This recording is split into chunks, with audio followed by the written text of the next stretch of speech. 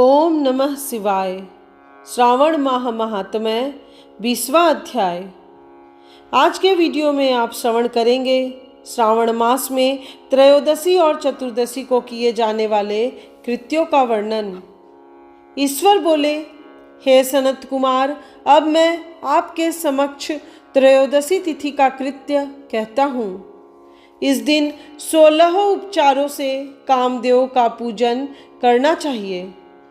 अशोक, मालती पुष्प, देवताओं को प्रिय कमल, कौसुंभ तथा बकुल पुष्पों और अन्य प्रकार के भी सुगंधित पुष्पों, रक्त अक्षत, पीले चंदन, शुभ सुगंधित द्रव्यों तथा पुष्टि प्रदान करने वाले तथा तेज की वृद्धि करने वाले अन्य पदार्थों से पूजन करना चाहिए।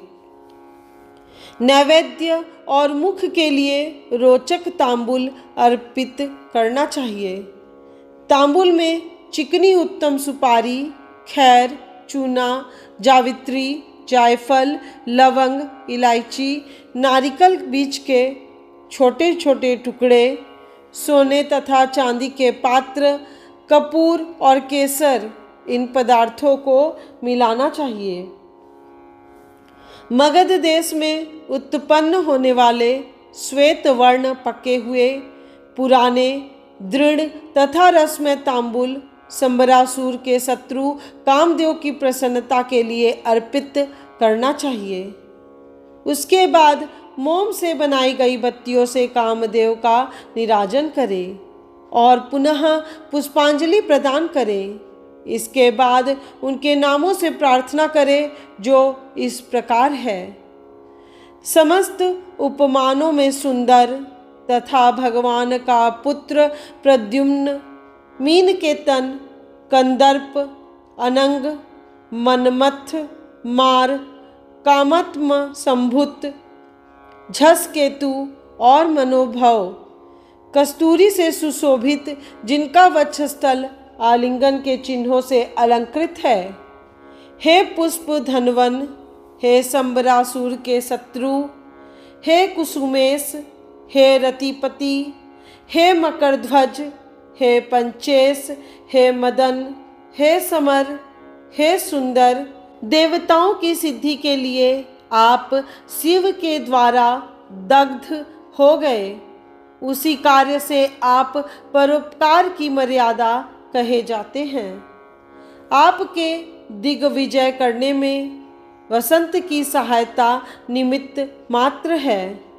इंद्र दिन रात आपका मनोरंजन करने में लगे रहते हैं, क्योंकि अपने पद से च्युत होने की शंका में वे तपस्वियों से भयभीत रहते हैं।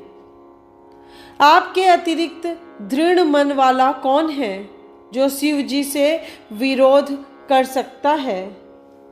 पर ब्रह्मानंद के समान आनंद देने वाला आपके अतिरिक्त दूसरा कौन है? तथा महामोह की सेनाओं में आपके समान तेजस्वी कौन है? अनिरुद्ध के स्वामी और मलयगिरी पर उत्पन्न चंदन तथा अगुरु से सुवासित विग्रह वाले जो देवेश कृष्ण पुत्र हैं, वह आप ही हैं। हे शरतकालीन चंद्रमा के उत्तम मित्र, हे जगत की सृष्टि के कारण, जगत पर विजय के समय दक्षिण दिशा तथा पनवन देव आपके सहायक थे। हे नाथ, आपका अस्त्र महान, निष्फल न होने वाला, अत्यंत दूर तक जाने वाला, मर्म स्थल का छेदन करने वाला, करुणा शून्य तथा प्रतिकार रहित है। सुना गया है वह अत्यंत कोमल होते हुए भी महान क्षोभ करने वाला और अपने तुल्य पदार्थ को भी दर्शन मात्र से ही क्षुभित करने वाला है। जगत पर विजय करने में सहायक होने से प्रवृत्ति ही आपका मुख्य अलंकार है। हे विभो, आपने सभी श्रेष्ठ देवताओं को उपहास के योग्य बना दिया, क्योंकि ब्रह्मा जी अपनी पुत्री में कामासक्त हो गए। विष्णु जी वृंदा में अनुरक्त कहे गए हैं और शिवजी पर स्त्री के कारण अस्पृश्य हो गए। हे मानद, यह वर्णन मैंने मुख्य रूप से किया है, अधिक कहने से क्या लाभ। इस लोक में अपने वश में रहने वाले ब्राह्मण विरले हैं, अतः हे भगवान, इस की गई पूजा से आप प्रसन्न हो। श्रावण मास में शुक्ल पक्ष की त्रयोदशी तिथि के दिन पूजा करके कामदेव प्रवृत्ति मार्ग के विषयासक्त व्यक्ति को अत्यधिक पराक्रम तथा शक्ति करते हैं और निवृत्ति मार्ग में संलग्न व्यक्ति से अपने विकार को हर लेते हैं। श्रावण मास में शुक्ल पक्ष की त्रयोदशी तिथि में अपनी पूजा के द्वारा संतुष्ट होकर ये कामदेव सकाम पुरुष को अनेक प्रकार के अलंकारों से भूषित तथा मनोरम स्त्रियां प्रदान करते हैं और दीर्घजीवी गुणों से संपन्न सुख देने वाले तथा श्रेष्ठ वंश परंपरा वाले अनेक पुत्र देते हैं। हे मानद, त्रयोदशी तिथि का जो शुभ कृत्य है उसे मैंने कह दिया। अब चतुर्दशी तिथि में जो करना चाहिए उसे सुनिए। अष्टमी को देवी का पवित्रारोपण करने को मैंने आपसे कहा है। वह यदि उस दिन न किया गया हो तो चतुर्दशी के दिन पवित्रक धारण कराएं। चतुर्दशी तिथि को त्रिनेत्र शिव को पवित्रक अर्पण करना चाहिए। इसमें पवित्रक धारण कराने की विधि देवी तथा विष्णु जी की पवित्रक विधि के समान ही है। केवल प्रार्थना तथा नाम आदि में अंतर कर लेना चाहिए। सेव, आगम तथा जाबाल आदि ग्रंथों में इसकी जो विधि है उसी को मैंने कहा है। विकल्प से इसमें जो कुछ विशेष है उसे मैं आपको बताता हूँ। 11 अथवा 48 अथवा 50 तारों का समान ग्रंथि तथा समान अंतराल वाला पवित्रक बनाना चाहिए।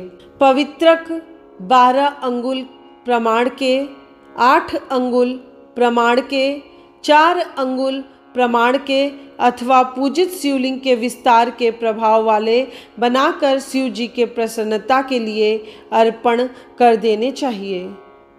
विधि पहले बताई गई है, फल आदि पहले कहे जा चुके हैं। जो इस व्रत को करता है वह कैलाश लोक प्राप्त करता है। हे वत्स, मैंने यह सब आपसे कह दिया, अब आप और क्या सुनना चाहते हैं? इस प्रकार श्री स्कंद पुराण के अंतर्गत ईश्वर सनत कुमार संवाद में श्रावण मास महात्म्य में त्रयोदशी चतुर्दशी कर्तव्य कथन नामक 20वां अध्याय पूर्ण हुआ।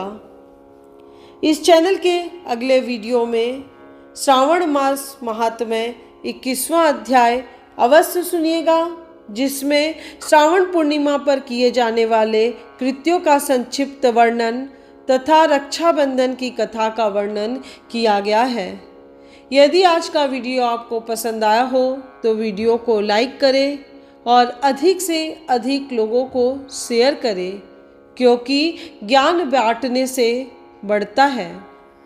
साथ ही कमेंट बॉक्स में ओम नमः शिवाय अवश्य लिखिएगा।